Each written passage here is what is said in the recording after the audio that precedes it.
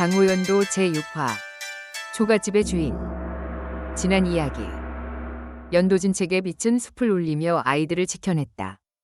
그러나 그 힘은 오래 이어지지 않았고 그림자단의 추적은 더욱 집요했다. 서은필과 소백은 계곡을 건너 숨을 고르며 간신히 살아남았다. 그 순간 안개 너머 초가집의 그림자가 드리워졌다. 그리고 그 속에서 누군가가 조용히 두 아이를 지켜보고 있었다.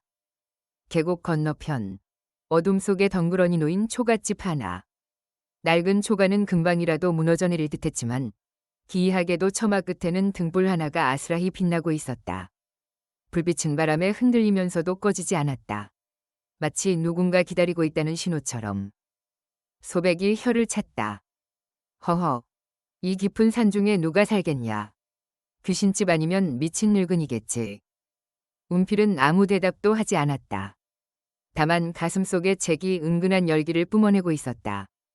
연도진책은 마치 저곳을 향해 스스로 길을 가리키는 듯했다. 두 사람은 조심스레 발걸음을 옮겼다.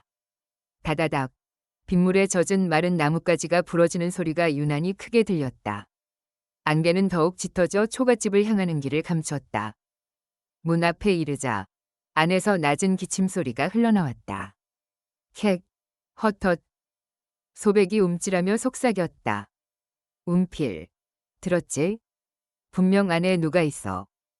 운필은 잠시 숨을 고르더니 굳은 목소리로 말했다. 우릴 기다리고 있는 것 같다. 그 말과 함께 삐걱거리는 소리를 내며 초가집의 문이 천천히 열렸다. 낡은 나무문 틈새로 새어나오는 빛, 그리고 그 안에서 한 노인의 실루엣이 드러났다. 허리가 굽었지만 눈빛만은 칼날처럼 번뜩였다. 노인은 잠시 두 아이를 훑어보았다. 낡은 삼배옷이 어깨에 걸쳐져 있었지만 눈빛만큼은 젊은 무인 못지않게 날카로웠다. 마치 깊은 산속의 늙은 호랑이가 여전히 발톱을 감추고 있는 듯했다. 소백이 먼저 입을 열었다. 이 밤중에 불을 켜놓고 우리를 기다린 겁니까? 목소리는 가볍게 던진 농담 같았지만 속내에는 경계가 가득했다.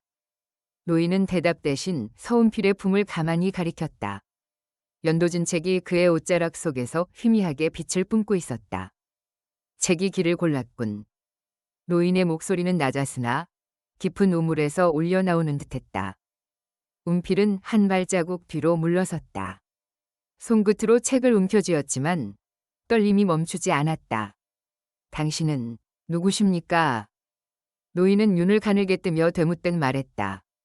누구냐고. 소년. 그보다 먼저 네가 스스로에게 물어야 할 것이 있다. 책이 너를 택했는데 너는 너 자신을 택할 수 있겠느냐.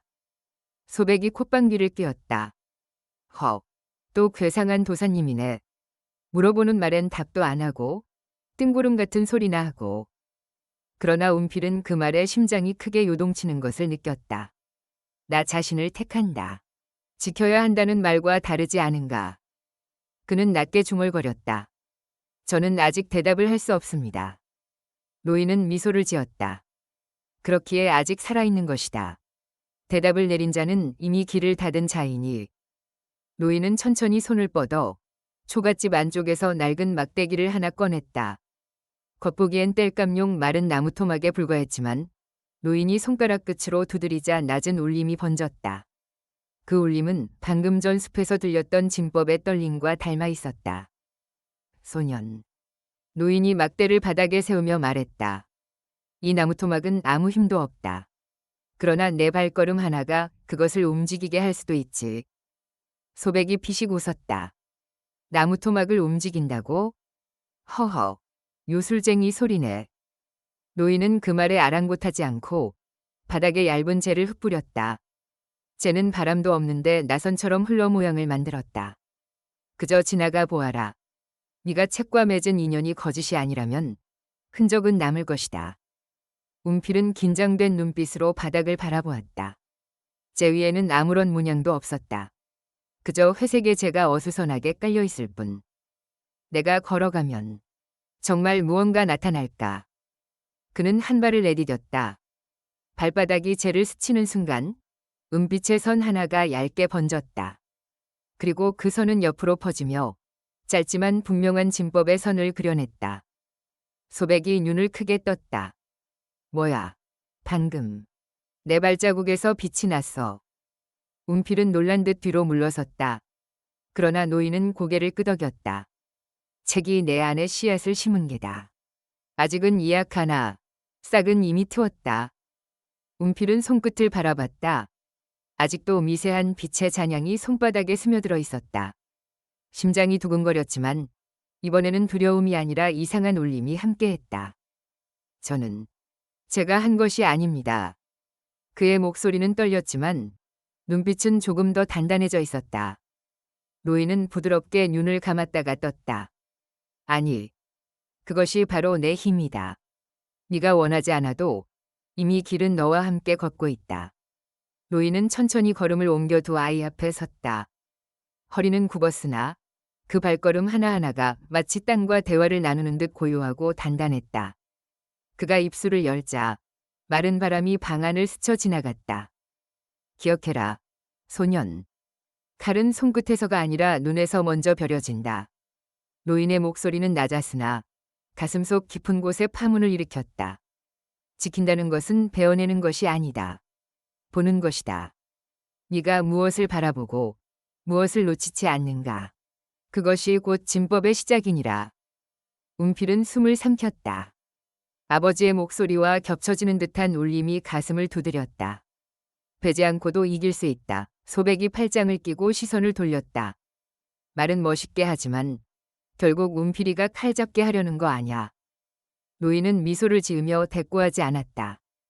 대신 창밖의 어둠을 오래 바라보다가 낮게 속삭였다. 검을 들지 않아도 피는 찾아오는 법이지. 그 순간 멀리 숨 너머에서 까마귀가 울었다. 짙은 울음은 밤 공기를 가르며 길게 메아리쳤다. 운필은 무의식적으로 창밖을 바라봤다. 그의 시선 끝, 안개 속 어딘가에서 서늘한 그림자가 움직이고 있었다. 노인이 두 눈을 가늘게 뜨며 덧붙였다. 놈들이 내 발자국을 쫓고 있다. 지금은 멈출 때가 아니다. 눈을 열고 길을 보아라. 운필은 책을 품에 꼭 끌어안았다. 심장이 다시 요동쳤지만 이번에는 두려움이 아닌 결심이 섞여 있었다.